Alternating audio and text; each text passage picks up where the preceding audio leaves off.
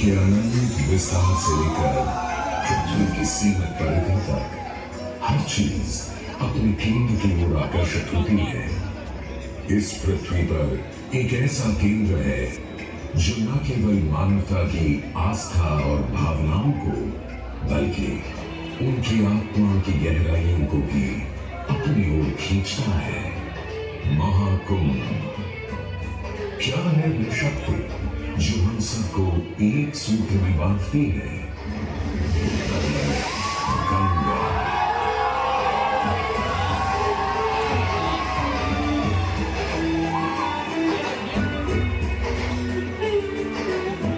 किंतु गंगा क्यों?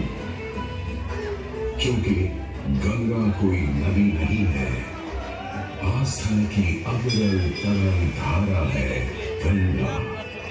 विश्वासों की वारी में संस्कृतियों की सरता है गंगा। और इस स्थान पर इस प्रयागों के राज में श्वेत रंगा गंगा का संगम होता है अपनी दो बहनों श्याम वर्ण यमुना और अदृश्य सरस्वती से। और इस त्रिवेणी संगम के कारण ही यह जगह इतनी महत्वपूर्ण हो जाती है। गंगा के उद्गम के बारे में जो पौराणिक कथा प्रचलित है वो बड़ी ही रोचक और मनमोहक है। तो आइए क्यों न आज हम आपको गंगा अवतरण की कहानी सुनाएं, दिखाएं। गाने का राजा बलि पर करता था दमन, पूरी पृथ्वी पर फैला था उसका ही आतंक।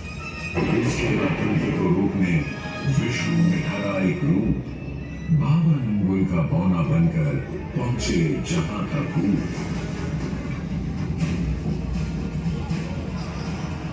सारे दरबारी बौने ब्राह्मण पर हंसे, पर बाली ने जब उसे दान मांगने को कहा तो उसने कुटिया बनाने को केवल 3 पग भूमि मांगी।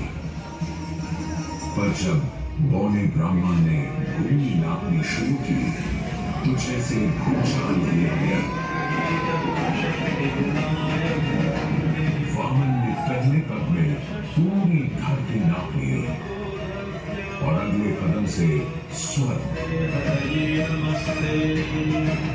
ब्रह्मा जी ने भगवान विष्णु के चरण धोकर इस जल को अपनी कमंडल में भर लिया।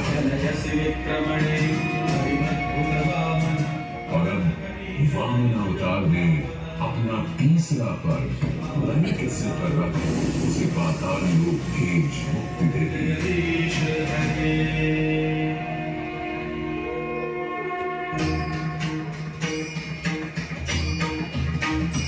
अब स्वर्ग लोक में भगवान ब्रह्मा जी ने जब चरणामृत में हाथ डाला तो वहीं से निकल आई चंचल निर्मल धवल गंगा जी। पवित्रा क्यों तुम चंचला, आज से तू मेरी पुत्री और नाम तेरा गंगा।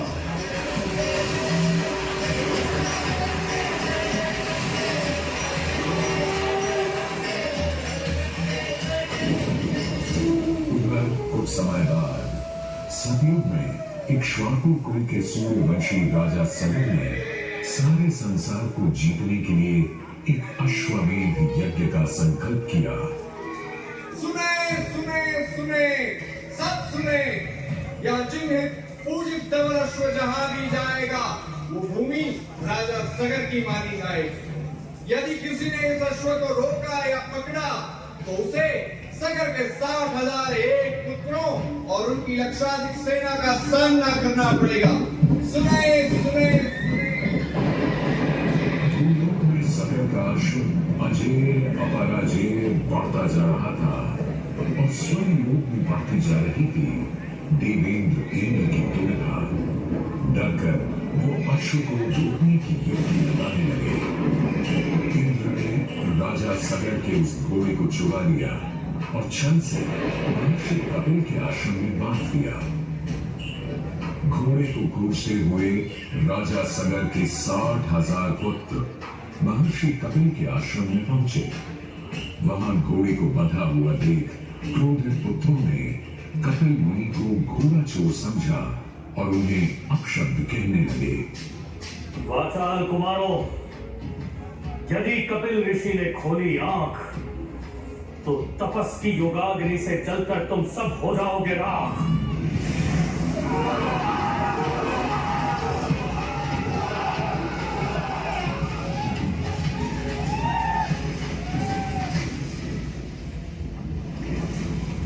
उधर सगर थे चिंतित, न अश्व का पता था न पुत्रों का कोई समाचार। पिता का दुख देख पुत्र अंशुमन चल पड़े खोज पर। जब महर्षि कपिल के आश्रम पहुंचे तो देखा अश्व को और साथ ही अपने 60,000 भाइयों की भस्म को। महर्षि से की क्षमा याचना और पूछा तर्पण का उपाय। तुम्हारे भाई थे घमंडी, अविवेकी और अभिमानी। भस्म कर दिया उन्हें मैंने, जो उन्होंने मेरी नहीं मानी। गंगा जल, केवल गंगा जल ही दे सकता है मुक्ति उन्हें, जो भस्म हुए तुम्हारे परिजन।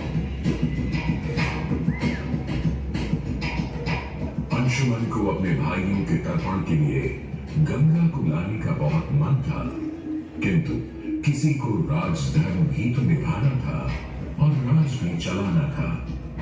देखते देखते 7 पीढ़ियां गुजर गईं, पर 7 पीढ़ियों के बाद समय आने पर राजकुमार भगीरथ ने राजा बनने से साफ मना कर दिया।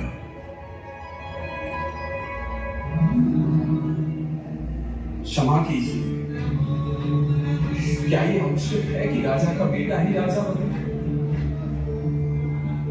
मैं पहले तपस्या करूंगा और फिर ब्रह्मा से गंगा को मांग कर पृथ्वी पर ले आऊं और फिर उनके पावन पवित्र जल से अपने 60,000 पूर्वजों का अर्पण करूंगा। वर्ष बदले, ऋतुओं की हवा बदली, नदियों के किनारे बदले, किंतु नहीं बदला भगीरथ का संकल्प। गंगा उतरा।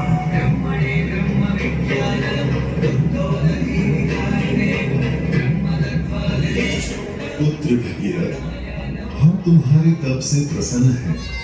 बताओ क्या आशीर्वाद चाहिए? हे भगवान, मेरे पूर्वज के तर्पण के लिए मुझे आपकी पुत्री गंगा चाहिए।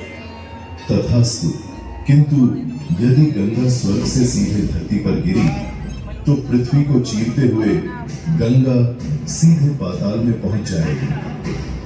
इसलिए तुम भगवान शिव शंकर को मनाओ ताकि गंगा जब स्वर्ग से नीचे उतरे तो वो उसे अपनी जटा में थाम ले। अब भगीरथ ने एक अंगूठे पर खड़े होकर भगवान शंकर को मनाने के लिए शिव शंकर का जाप शुरू कर दिया। जय मन्भावन जय पवित्रभावन शंकर शाम शिव शंकर विपद विहारम परम उद्धारम सत्य सनातन शिव शंकर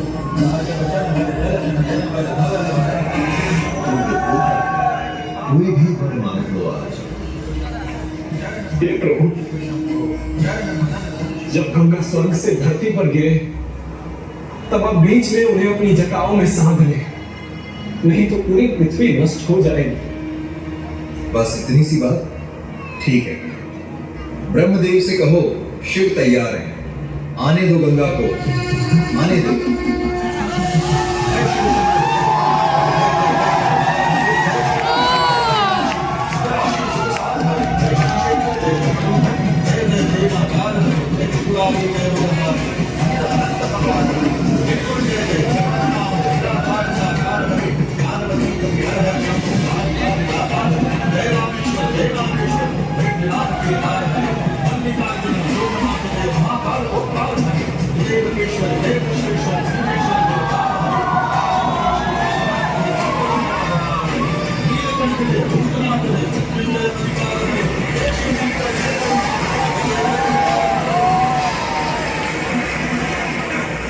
और यूं गंगा ने भगीरथ के साथ गंगा सागर जाकर सगर के पुत्रों का उद्धार किया।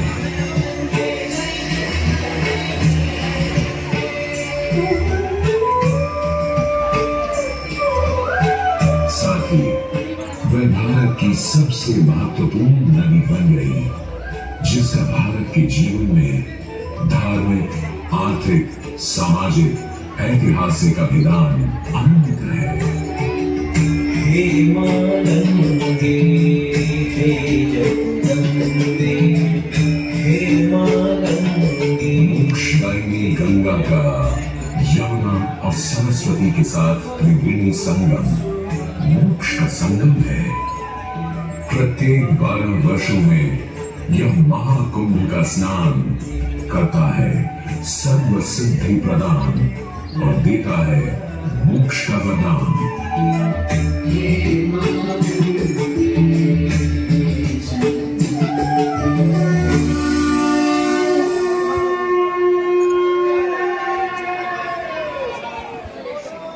पंडित जी